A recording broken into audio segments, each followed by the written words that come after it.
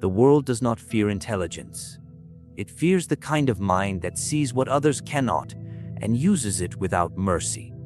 This is not about being clever in conversations or winning arguments. This is about becoming the kind of person whose presence changes the outcome of every room they enter. Today, I will teach you what they hope you never learn: how to think with dangerous clarity and act with precision so sharp it becomes power itself. They call people intelligent for the wrong reasons. They admire the man who can recite facts, who quotes philosophers, who speaks with complex words as if he is playing a game of verbal chess. Yet most of these people are merely libraries with legs, full of borrowed pages, none of their own. They mistake accumulation for mastery, and in doing so, they expose themselves as harmless. The world is full of such harmless thinkers, puffed up by their own education, unable to change the course of a single event. Machiavelli knew this truth centuries ago. True intelligence is not in the mind that stores the most knowledge, but in the mind that uses what it knows to bend reality. Dangerous intelligence is not measured by what you can recite, but by what you can cause. A man who has read 1,000 books but cannot read the intentions of the man standing in front of him is nothing but a decorated fool. The problem is that society encourages the illusion. Schools reward memory over perception. Debates reward performance over accuracy. People post quotes on social media thinking that repeating wisdom makes them wise. But a parrot can do the same, and no one fears a parrot. The man to be feared is the one who understands what others cannot see, who senses the hidden currents beneath polite conversation, who knows when a compliment is a trap and when an insult is a disguise for respect. True strategic thinking begins when you stop asking, "What do I know?" and start asking, "How can I use what I know?" You can read Machiavelli's The Prince 100 times, but if you never apply its principles in the streets, in your work, in the subtle plays of human interaction, then the book is nothing more than a comfort blanket. Knowledge is the sword, strategy is the hand that wields it.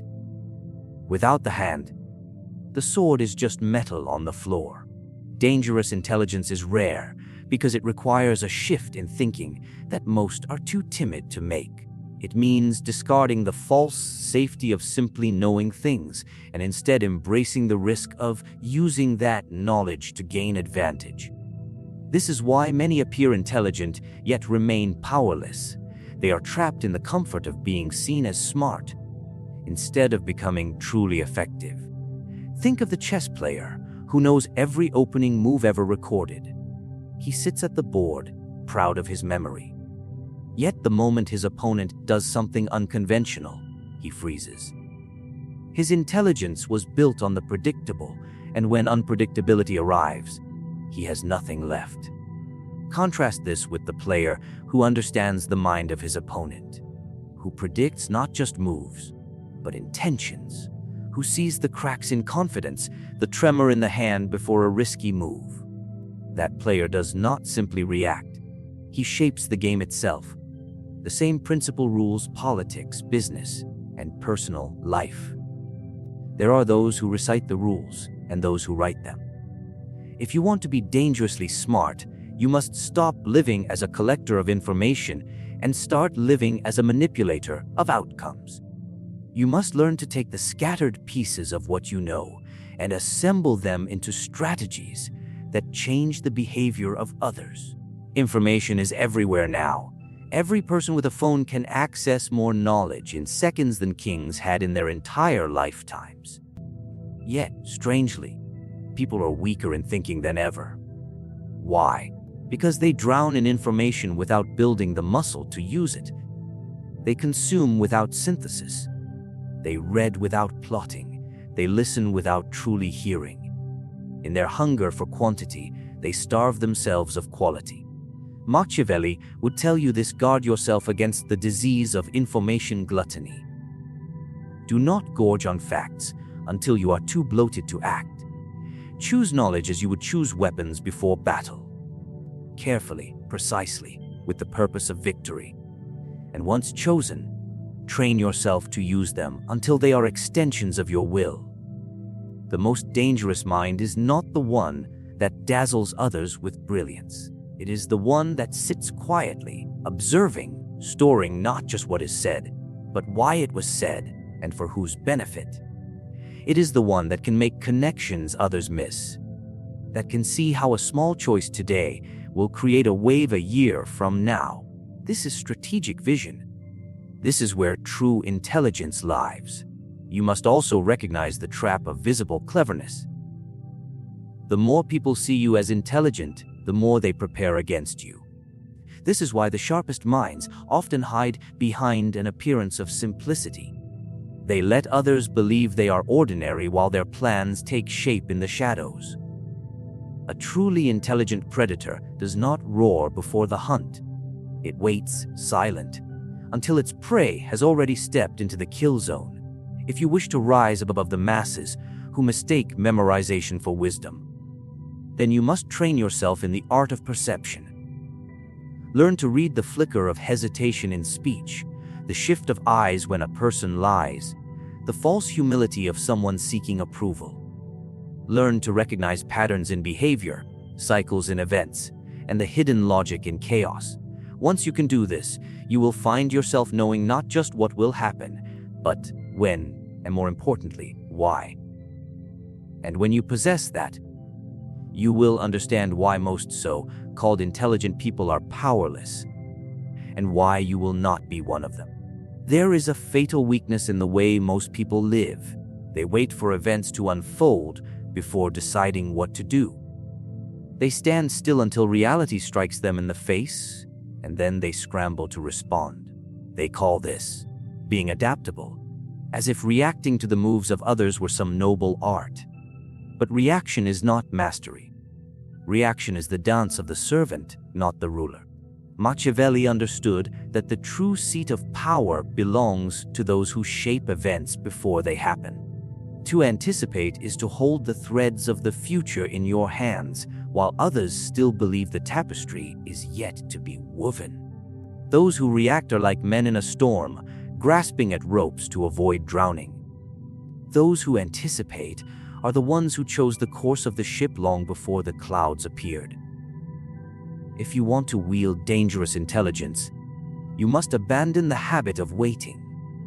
You must learn to see beyond the moment, to read the future not as a prophet, but as an engineer of outcomes. This is not mysticism. It is the discipline of observation, timing, and preparation. It is the art of playing 2 moves ahead while others are still considering their first. Think of the fox in the field. The rabbit believes it is safe until the fox is already within striking distance. The fox did not run blindly toward its prey. It watched the patterns, studied the moments when the rabbit strayed from cover, when its guard lowered. Every movement was chosen in advance, every pause calculated, until the rabbit's fate was sealed without ever knowing it was being hunted. This is the nature of anticipation. It is silent, deliberate, and invisible to those who do not know how to look for it. When you anticipate, you do not waste energy fighting battles you did not choose. You pick the time, the place, and the terms of engagement. This is how the few control the many without open force. They make the first move before the game has even begun. Reaction, by contrast, is exhausting. You become a slave to the moves of others. In politics, the reactive man is always on the defensive, explaining himself, justifying his decisions, scrambling to repair damage that could have been avoided with foresight. In business, the reactive leader is the one who changes course only after competitors have taken the market. In relationships, the reactive person is the one who answers accusations instead of setting the narrative. To anticipate is to write the script before the actors arrive, and here lies the most dangerous truth. If you can write the script, you can decide the ending. But to anticipate well, you must sharpen certain weapons of the mind. First, you must develop a deep understanding of patterns. Human beings are creatures of repetition. Nations rise and fall in cycles. Markets swell and collapse in rhythms. Individuals repeat habits, fears, and mistakes. If you learn to recognize these patterns, you will see the future in their shadows. Second, you must cultivate patience. The impatient man rushes to act at the first sign of opportunity. He pounces before the trap is ready, and in doing so, he alerts his prey. Anticipation is not about speed, it is about timing. The greatest victories are often the result of waiting until your opponent has no choice but to walk into your design. Third, you must practice the art of misdirection. If others suspect you are planning something, they will watch you closely, and their own anticipation will grow. A wise strategist hides his preparations behind a facade of inaction. Let them believe you are passive. Let them think you are harmless. While they relax, your web tightens around them. Consider the ruler who sees famine approaching months before the first crop fails. While others eat greedily, unaware of what is coming, he quietly stores grain. When the famine arrives, his people suffer, his rivals beg for aid, and he becomes their savior. Yet he was no savior. He was the architect of his own advantage. This is not cruelty, it is foresight used as a weapon. The same principle applies in your own life. Do not wait for the blow to land before raising your guard. If a colleague at work is growing resentful, see it in their eyes before it turns to betrayal. If a competitor is expanding their reach, sense their ambition before they reveal their plan. If a friend is about to turn into an enemy, recognize the signs in the tone of their voice before they dare speak against you. When you live in anticipation, you turn the tables. Every move they make becomes a move you allowed. Every victory they think they won was a victory you permitted. And while they believe they are acting freely, they are moving within the boundaries you set long ago. This is how the powerful operate. They do not run toward the fire once it has started. They decide where the fire will burn and when. They do not argue after the story is told. They write the first chapter themselves. They do not prepare for war after the enemy strikes. They weaken the enemy long before the thought of war enters their mind. To anticipate is to exist in the future while everyone else is trapped in the present. And once you do that, you will find that events no longer surprise you. You will feel as though you are watching a play you have already read, each scene unfolding exactly as you expected. The others will call it luck or intuition or genius. They will never realize it was design. There is a peculiar danger in letting the world know how sharp you truly are. The more they see your depth, the more they prepare against you. People instinctively fear what they cannot control, and an openly intelligent person is like a blade on the table. Everyone notices it. Everyone talks about it, and sooner or later, someone will try to take it away. Machiavelli understood this. He knew that the most formidable minds hide their sharpness until the moment of necessity. The fox does not roar like the lion, yet it survives longer in the hunt. The mistake most make is in displaying their intelligence too soon. They believe that by showing their brilliance, they will win respect. But what they actually win is resistance. The ambitious will mark them as competition. The insecure will scheme against them. Even allies will begin to wonder if they can be trusted. What begins as admiration quickly turns into silent plotting. It is not the strength of your mind that draws danger, but the fact that others can see it too clearly. Concealment is not the same as weakness. It is not the dimming of your light. It is the drawing of a curtain until the moment is right. You may hold the sword, but you keep it sheathed until it can strike without warning. This is why truly dangerous intelligence often wears the mask of simplicity. The sharper the mind, the softer the surface it presents to the world. A hidden mind can move freely. When others believe you to be harmless, they will speak openly in front of you. They will underestimate your capacity for strategy. They will make the mistake of showing their hands while believing you have none. And when the moment arrives to act, you will act with the advantage of knowing far more than they ever guessed. History is full of such shadows. The leader who appeared to be a mere figurehead, while his advisors thought they controlled him. The merchant who let his rivals think him knave, while quietly taking control of supply lines. The courtier who seemed content to linger in the background, until the king suddenly depended on him alone. These are the ones who thrived while louder minds fell.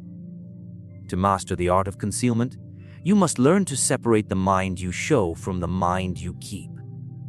Let them see only what serves your current purpose. If you wish to move undetected, you must speak in a way that blends into the room. Agree when necessary, disagree only when the cost is low, and always let others feel smarter in your presence. It is a strange truth that the most brilliant tacticians are often mistaken for being agreeable, even ordinary, until the moment their plans unfold. There is also a deeper advantage to concealment. It allows you to store power quietly. When you reveal your full intelligence at every turn, you spend it recklessly. Each time you outwit someone, you add to the list of people who will remember it and wish to repay it in kind. But when you hold back, you preserve your position. You create a reservoir of surprise, one that can be released in a single decisive moment to change the course of events entirely. The wise know how to dress their intelligence in the clothes of humility. They ask questions they already know the answer to, not because they need the answer, but because it allows others to believe they are teaching. They feign uncertainty in matters they have already resolved. They accept correction where none is needed, simply to preserve the illusion of harmlessness. Every appearance of ignorance is calculated, every nod of agreement another layer of camouflage, but concealment requires discipline. The ego hungers to be recognized, to be praised for its cleverness. You must resist that hunger. To satisfy it is to trade long-term dominance for short-term applause. Dangerous intelligence grows not in the open air of constant display, but in the still, dark places where no one thinks to look. Like a blade kept in its scabbard, it does not dull from overuse, nor does it lose the element of surprise. Even in conversation, the concealment of depth is an art. Do not always speak your best idea. Offer something useful, but not everything. When others expect your thoughts, give them enough to respect you, but not enough to fully understand you.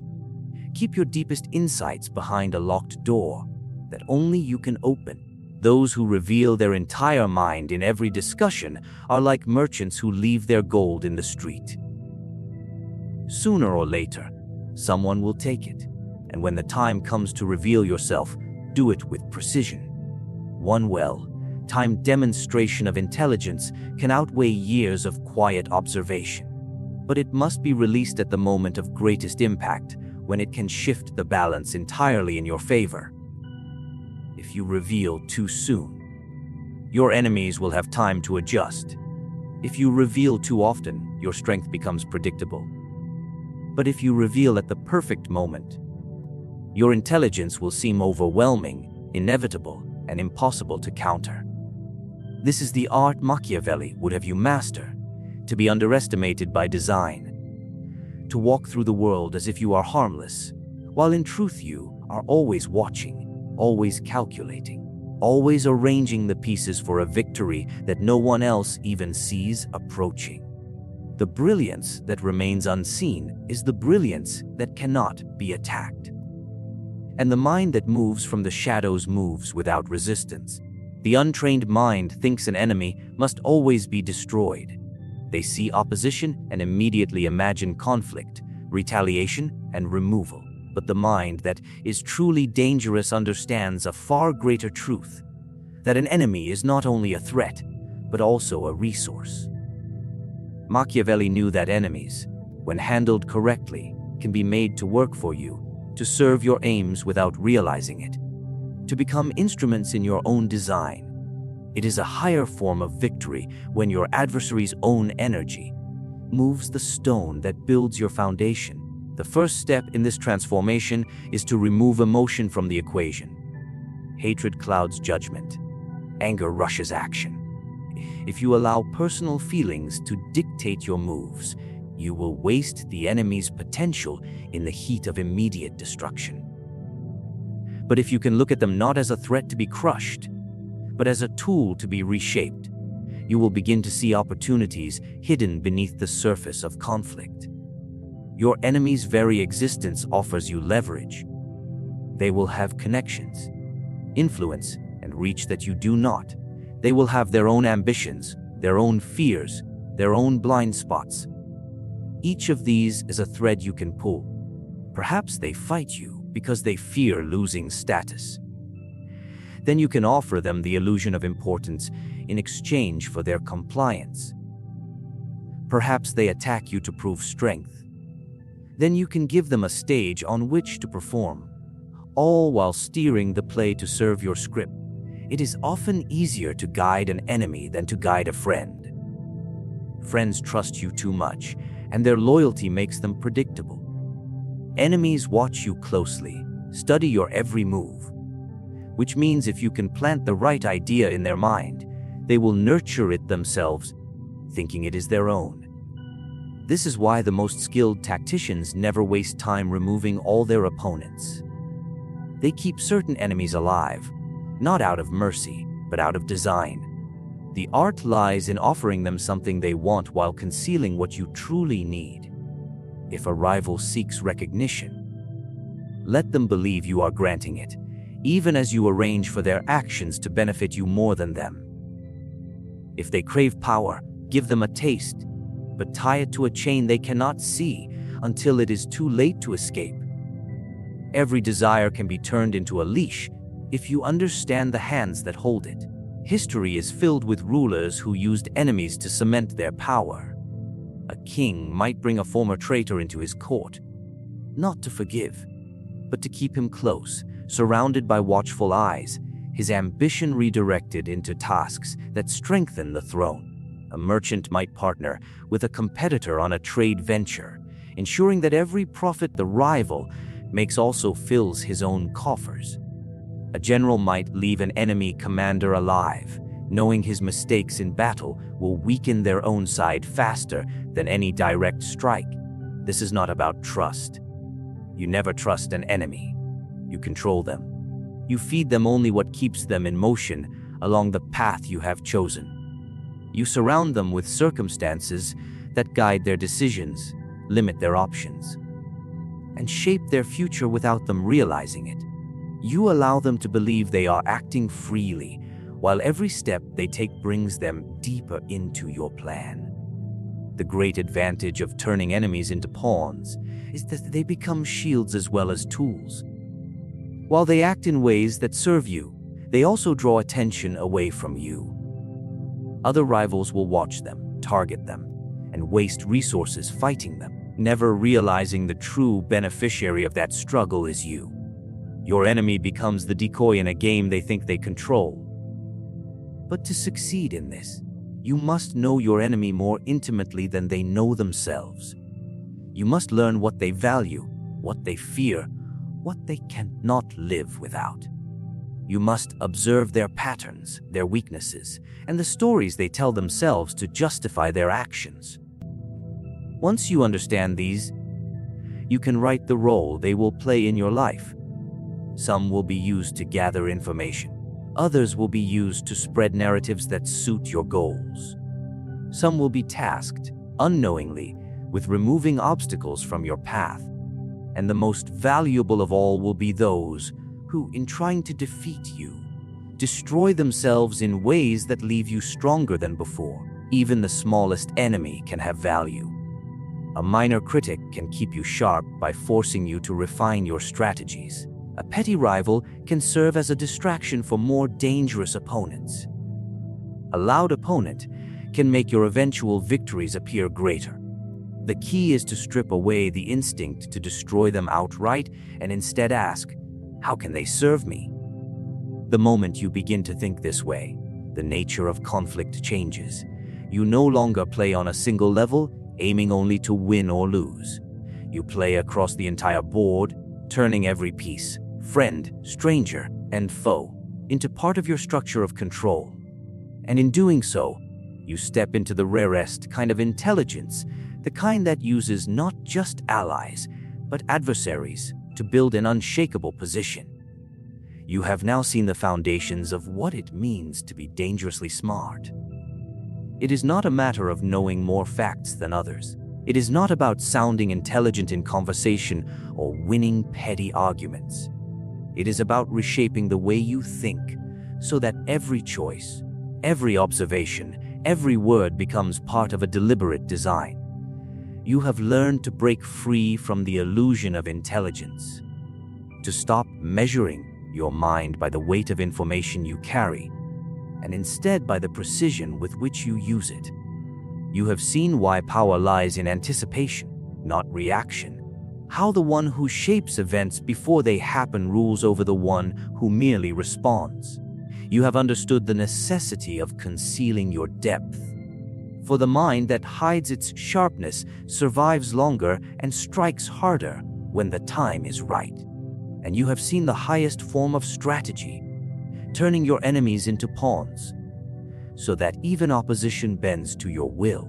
This is the intelligence that bends the world, the intelligence that operates unseen yet felt, feared yet respected, hidden yet undeniable. And once you step into this way of thinking, there is no return to the comfortable illusions of ordinary life. You will begin to see patterns others cannot. You will anticipate outcomes others think are chance. And you will find that every person, whether friend or foe, becomes a piece you can move on the board. This is the power they never wanted you to have. This is the mind that cannot be ruled. This is how you become dangerously smart.